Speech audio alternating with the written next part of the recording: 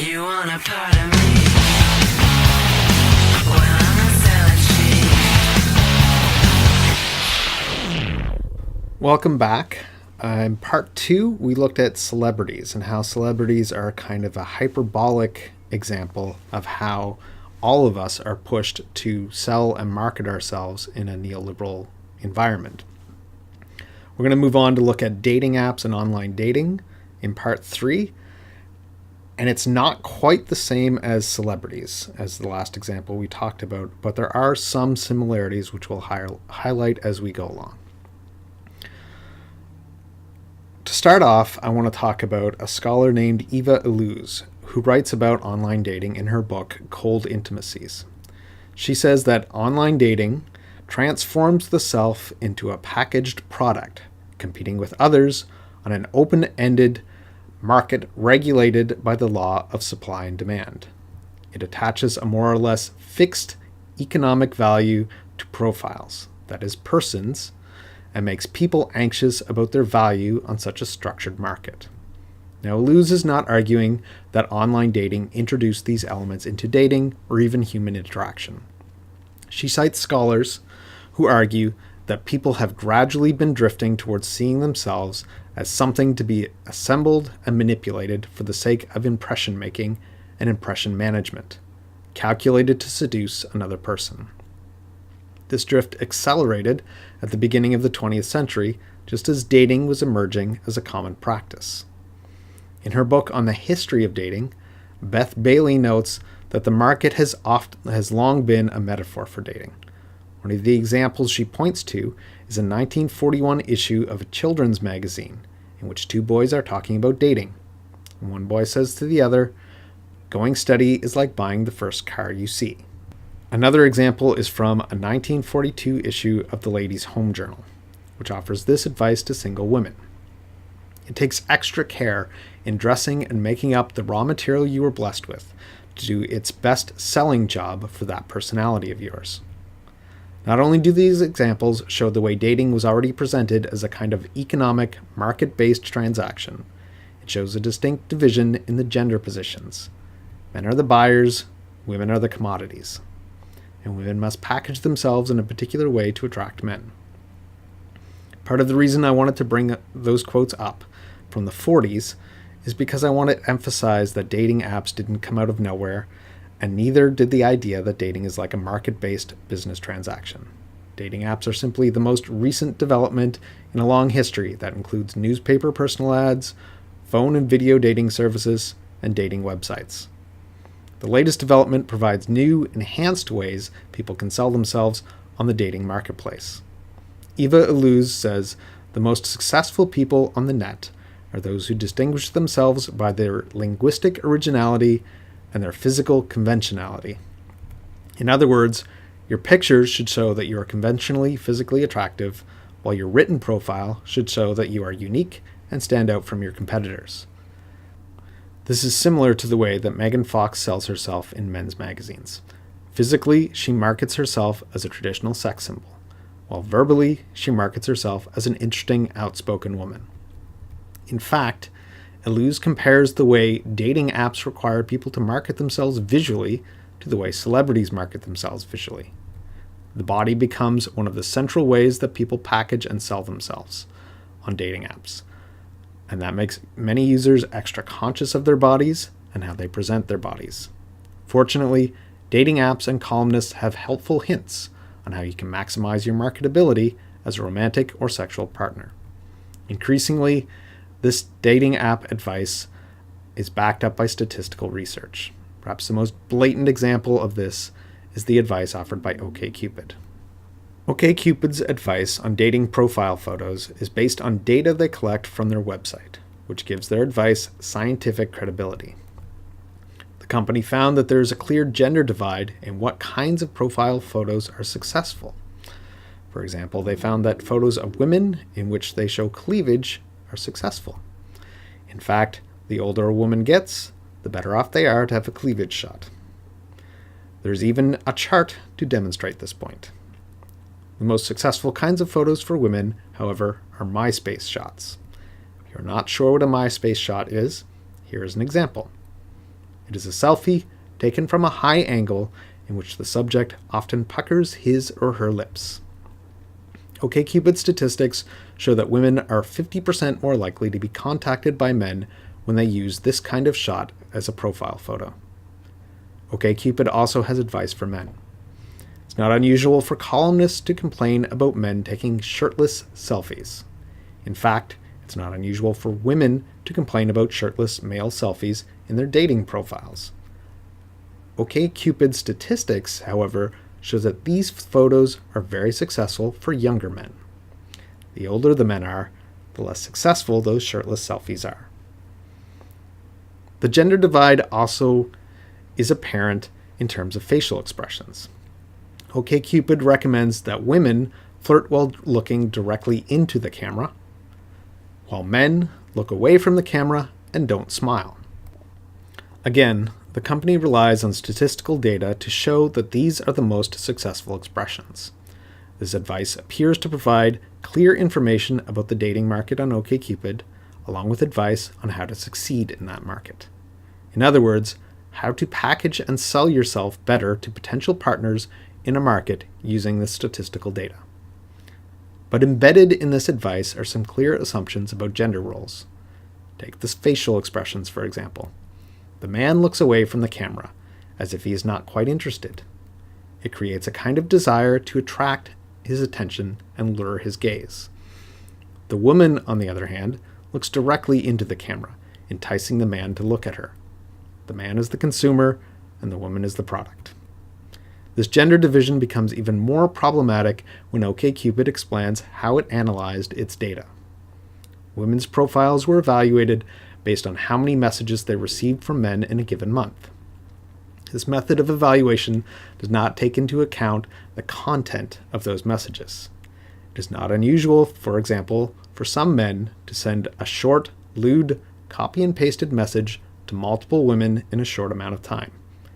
In fact, near the bottom of the advice article on profile photos, OkCupid admits that the MySpace photos might lead to a high number of messages, but do not necessarily lead to quality conversations with potential partners. This doesn't stop OkCupid from calling those MySpace photos successful. What is even more uncomfortable is how men's profile photos were evaluated differently. OkCupid explains. We had to do something different than this for the guys because of the fundamentally different role they play in the online courtship process. They are the ones reaching out to new people. OkCupid looked at how many messages men sent out compared to how many of those messages received a response. Men with higher success rates were judged to have more successful profile photos. This method of evaluation fails to take into account multiple important factors, like the quality of the messages and the other content on the dating profiles. More importantly, it reinforces particular gender roles in the dating app world by spinning them as simply market conditions.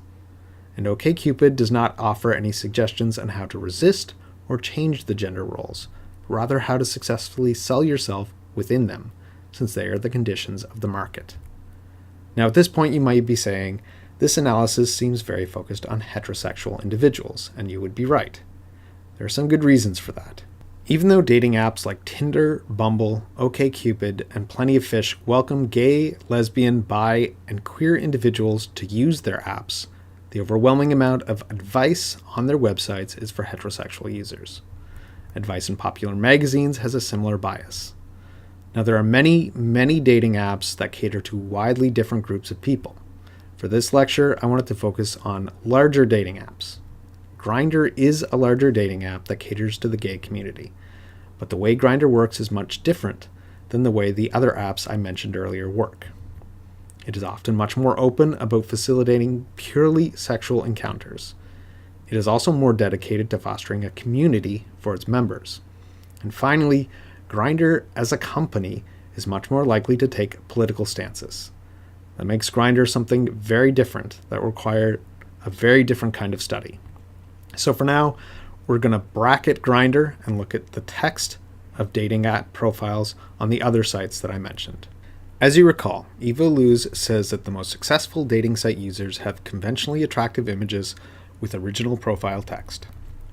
Illouz is writing at a time when dating websites had a much more standard appearance that often included lengthy written profiles. Contemporary dating apps are much more diverse. Swipey apps like Tinder and Bumble have very little room for text. Many users don't even add text. There is fairly standard advice that columnists give regarding text for these profiles. Make it short, avoid being too specific about what you want or don't want, and find something clever and fun to say that evokes curiosity. This fits exactly with what Eva Illouz says about profile text being the place that individuals can distinguish themselves from a competitive market. Apps like Plenty of Fish and OkCupid ask for much longer profiles, including answers to specific questions. Once again, I'm going to focus on OkCupid because it not only provides the most advice for users, it also relies more heavily on text in the profiles. There are two textual components to an OkCupid profile. The first is what the site refers to as your essay. This part is broken down into specific questions, but allows users to write lengthy responses. After providing a self-summary, users can tell potential partners what they are doing with their life, what they're really good at, their favorite books, movies, shows, and food, what they are normally doing on a Friday night, and why potential partners should message them. Not every user answers every question, and profile text varies in length from paragraphs upon paragraphs to a single line. The second part of the profile is match questions. These questions are divided into categories like dating, sex, ethics, and lifestyle. There's quite a range of questions, and some can be very personal. Do you believe money can buy you happiness? Do you enjoy discussing politics? In a potential mate, is ditziness a turn on or turn off? Do you prefer hardcore or softcore when it comes to your porn? When it comes to your pubic hair, do you make a regular effort to maintain its appearance or lack thereof? When answering these questions, users select their own answers as well as the desired answers of their potential partners, and then they rank the importance of each question. Potential partners can learn a great deal about users before having any direct contact. A group of sociologists have studied the way online dating in general, and this aspect in particular, has impacted the way people approach romantic and sexual relationships. In one article, they quote a man identified as Frank, who says, "To me, online dating is like picking out the perfect parts for a machine, where I can get exactly what I want and nothing I don't want, and I can read all about it before I buy." Now, to be fair, the article quotes women who appreciate this aspect of dating apps as well. However, the women quoted do not compare men to a piece of machinery. More importantly for what I am saying today is that the questions and the answers that users offer are not simply a way for OkCupid to highlight potential matches. They are additional ways that users can market themselves, ways for them to itemize their attributes for easy comparison in a romantic and sexual market. Those sociologists I quoted earlier do signal an important gender difference in a different article. They quote a woman identified as Pali Tao, who says, "I really analyzed the way I was going to present myself. I'm not one of these people who write all cutesy type of things. I want it to be cute enough, smart enough, funny enough, and not sexual at all, because I didn't want to invite someone who thought I was going to bed with them as soon as I shook their hand." On one hand, Pali Tao demonstrates anxiety around her personal attributes and the way she markets them. She wants to be cute enough, smart enough, and funny enough for men to be interested in her. At the same time, she wants to discourage interest from men who are only interested in casual sex.